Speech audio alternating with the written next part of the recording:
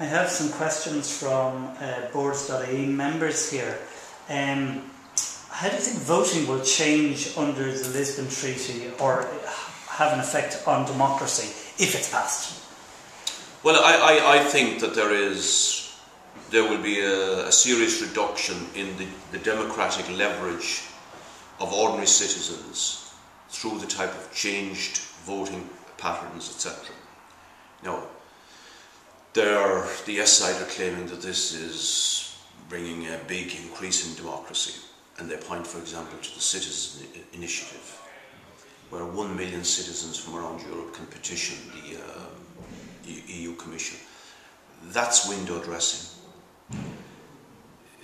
A million citizens can petition the European Union Commission on issues that relate solely to the treaties for a start, to call on them to implement something that should be implemented anyway. But the EU Commission doesn't have to do anything about it, merely look at the petition. That's it. The other issues, it's unquestionable that the voting weight of Ireland and other small countries goes down significantly, and the major capitalist powers goes up very significantly. But as an MEP, would you not be in favour of the Parliament having more power? Well, there are two issues here. If we take the voting weights on the Council, which is what I was referring to there, there is a double majority now. You have to have a simple majority of the member states, so that's 14 in present circumstances. And then there is a weighted qualified majority. Now, Lisbon would change that. You would need 55% of the states, so instead of 14, 15 states to vote. That's not a big change. Okay. But what the change does come in the fact that the voting proportion that's assigned to the different countries is now determined by population. Okay. So that gives to the bigger capitalist powers, who are also the big military powers for the most part, by the way, a vastly increased voting strength, and so I don't think that's in the interests of democracy.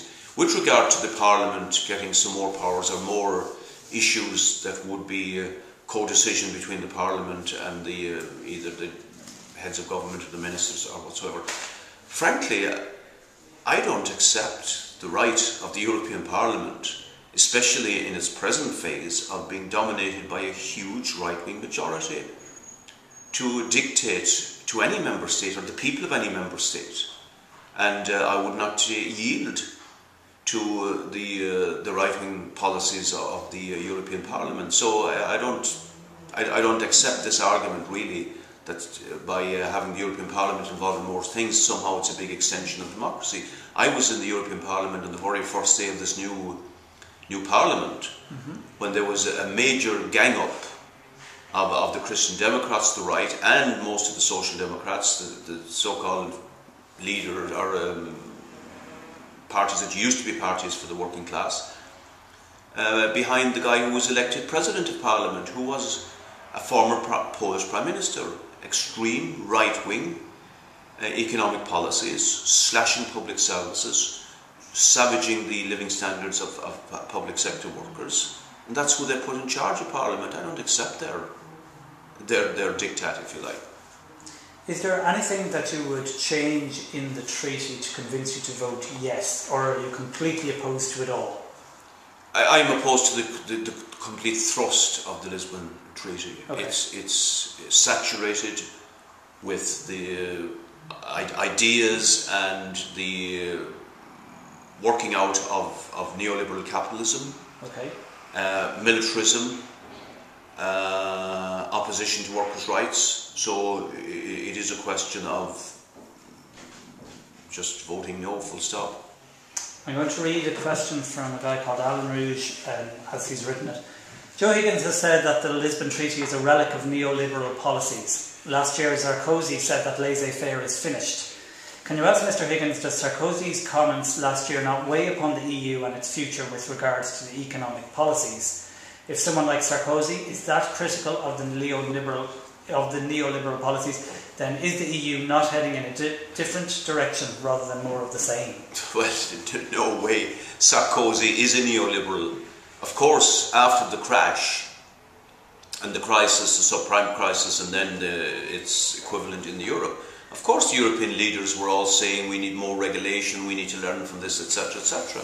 In practice, these people and their parties, Sarkozy, for example, have been implementing neoliberal policies for more than a decade, attacking the living standards of workers, challenging the idea of a decent job, a decent wage, a decent pension, public services being undermined, etc.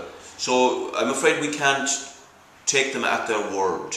We have to look at the actions, and that's where you'll find the proof of what they're about. Would you accept that we have flourished to an extent in the EU? It's just been a reality of life. Whichever niche a country finds itself in, Norway or other countries, for example, didn't join the European Union. They have various agreements with it. Like Ireland is a capitalist state. Naturally, as such, it is going to make agreements, economic agreements with other states in relation to production, markets, raw materials, etc. So, you know, that's part and parcel of life. But this referendum is not in any case about whether a country, this country or any other country, should be in or out of the European Union. It's not about that. Yep. It's about shaping the direction of Europe for decades to come, actually. And that's what the discussion has to be confined to. Again, I'm not saying it about this question at all, but the yes side have tried to suggest that it is a referendum about being in or out of the European Union, another dishonest ploy. Would you say we should or shouldn't be? I know it's not relevant to it. Well, the way I would put it as a socialist is I want a different kind of Europe, right? So from a Europe that is dominated by the major corporations, by the armaments industry and right-wing politicians, I want a Europe where the major resources, like the financial institutions and other major resources, are taken into the hands of working people democratically, are democratically run, owned, controlled, and then in that way, I believe we can plan our resources to cater for the needs of everybody and have a thoroughgoing democratic society where the massive power of the corporations, armaments merchants, etc. are removed. So that's really the alternative that I would put to Lisbon and to the current European Union.